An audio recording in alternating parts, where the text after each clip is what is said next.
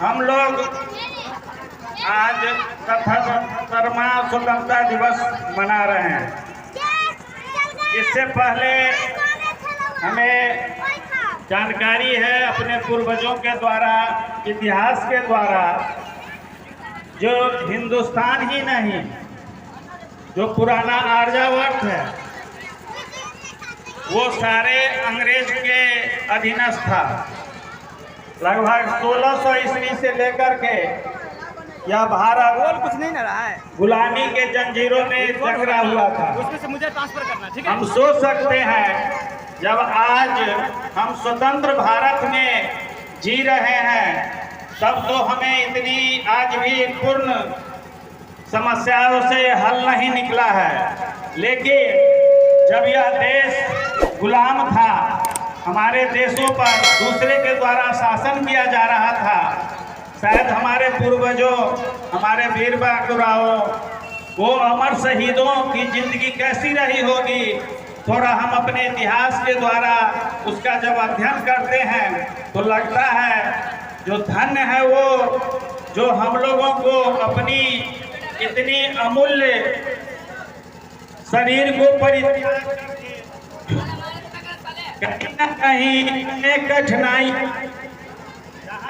जहाँ के वो लोगों को काला पानी एक शब्द था, जिनको यातनाओं के द्वारा सताए जाने के बाद किसी हिंदुस्तान की आजादी के लिए उन्होंने अपने बच्चों के लिए यह संदेश हम लोगों को दिया, जिस पर आज हम लोग 15 अगस्त को हर एक वर्ष स्वतंत्रता दिवस के रूप में मनाते हैं। सबसे पहले 1857 ईस्वी मंगल पांडे के द्वारा इस स्वतंत्रता के लिए लड़ाई लड़ने का संकल्प किया गया। एक बार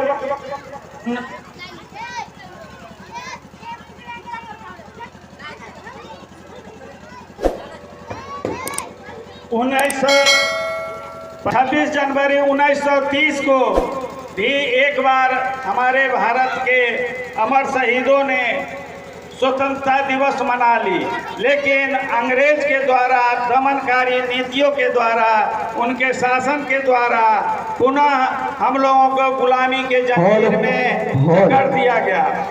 फिर महात्मा गांधी के द्वारा 1942 में स्वतंत्रता आंदोलन का एक नायक के रूप में उभरे और उन्होंने लंबी लड़ाई के बाद 15 अगस्त 1947 को यह देश आज़ाद हुआ। प्यारे बच्चों, आज भी आप भौगोलिक क्षेत्र से जानते हैं, जिस दिन हम लोग आज़ाद हुए उसके भी 3 भागों में हैं, बांग्लादेश, पाकिस्तान और भारत।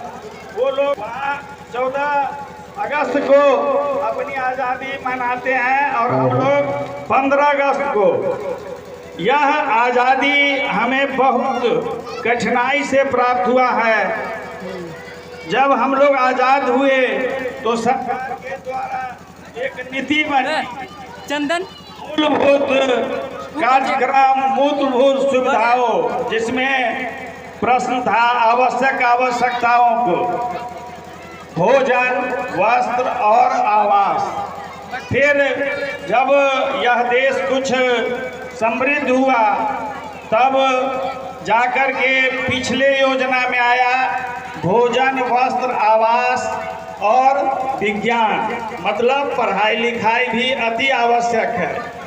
अभी सरकार के द्वारा उसमें फिर एक स्वस्थ भारत, माने आरोग्य रहना भी भारत के नागरिकों के लिए मौलिक अधिकार से जोड़ दिया गया है। हम अपने समाज, अपने परिवार का कल्याण नहीं कर सकते हो, क्योंकि विद्या ददाति विनयम, जब तक तुम्हारे पास विद्या नहीं होगा तब तक तुम्हें आगे की सोच नहीं हो सकती है। ठीक है, हम कम पढ़े लिखे भी लोग कुछ सीख करके, देख करके सीख लेते हैं, लेकिन अंततः जाने के लिए विद्या की अति आवश्यक है। बिजनेस हमने इसी गांव से कुछ दिन पूर्व प्रभारी प्रधानाध्यापक के रूप में कार्य किए थे।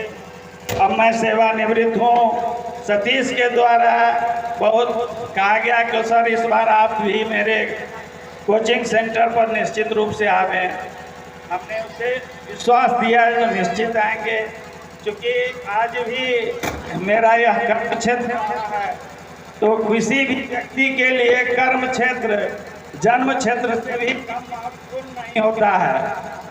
निश्चित रूप से मेरा तुम लोग बच्चे के आशीर्वाद देते हैं जो इस गांव के नाम निश्चित रोशन करो। जब भी मैट्रिक का रिजल्ट होता है, सिवौल में हो या बिस्फी में, जब यहाँ के बच्चों निश्चित रूप से प्रथम स्थान प्राप्त करते हैं तो मुझे भी गौरवान्वित होता है। क्योंकि एक शिक्षक के लिए सबसे मूल बात है जब उसके बच्चे सबसे आगे बढ़ते हैं, वह अपने आप को उस समय अधिक गौरवान्वित होते हैं। जो मैं जिस समाज में था, कार्य क्षेत्र में था, निश्चित रूप से आज वहाँ के बच्चे अच्छे कर रहे हैं। तुम लोग जितना आगे बढ़ोगे उतना ही यह समाज आगे बढ़ेगा, तुम्हारा परिवार आगे बढ़ेगा। भारत का सपना है आज़ादी के दिन हम सभी लोग संकल्पित होते हैं जो अपनी आज़ादी को निश्चित रूप से हम मर मिट के भी बरकरार रखें। यह लोग संकल्प लेते हैं क्योंकि इसके प्राप्त करने में हमारे बहुत सारे अमर शहीद अपने प्राणों को निछावर करके यह आज़ादी मुझे दिलाई है। जब तुम्हारे कोई भी लोग तुम्हारा अपना परिवार के ही एक घर जमीन देते हैं, उसे जितना सुरक्षित रखते हो उसी प्रकार से इस देश के लिए संकल्पित हो। आज के दिन जो मैं भी अपने देश को निश्चित रूप से इस झंडे की आन बान और शान में सुरक्षित रखूंगा। जय हिंद, जय भारत।